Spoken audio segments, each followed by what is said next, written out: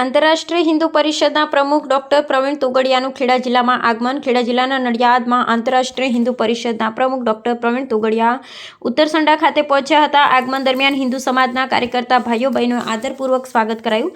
તોગડિયા દ્વારા ભારતીય હિન્દુ સમાજની સુરક્ષા અને કલ્યાણને લગતા મહત્વપૂર્ણ મુદ્દાઓ પર ચર્ચા કરવામાં આવી.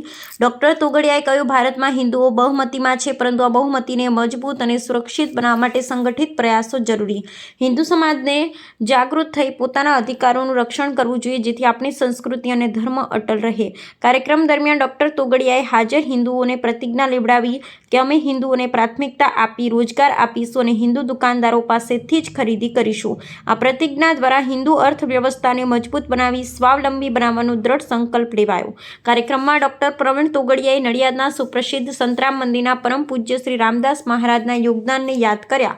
તેમણે જણાવ્યું કે શ્રી રામદાસ મહારાજ જેવા મહાન સંતોના આશીર્વાદથી જ હિન્દુ ધર્મની જ્યોત અટલ રહી છે. તેમના જીવન અને ઉપદેશોને અનુસરીને આજે પણ હિન્દુ સમાજને માર્ગદર્શન મળે છે.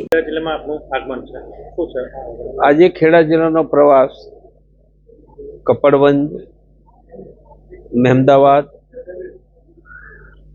કઠલાલ, મૌધા અને ઉત્તરસંડા થયો.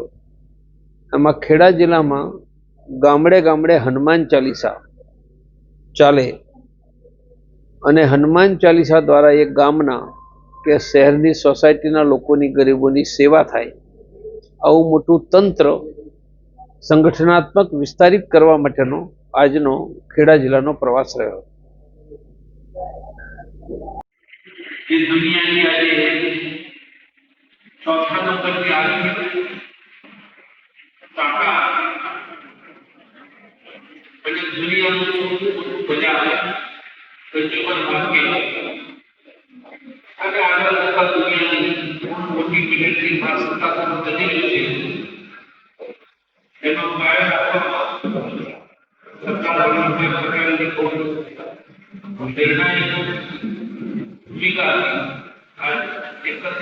ઓક્ટોબર છે એટલે મેં સવારના દેશમાં લોકો તમને જે ભૂલી ગયો હું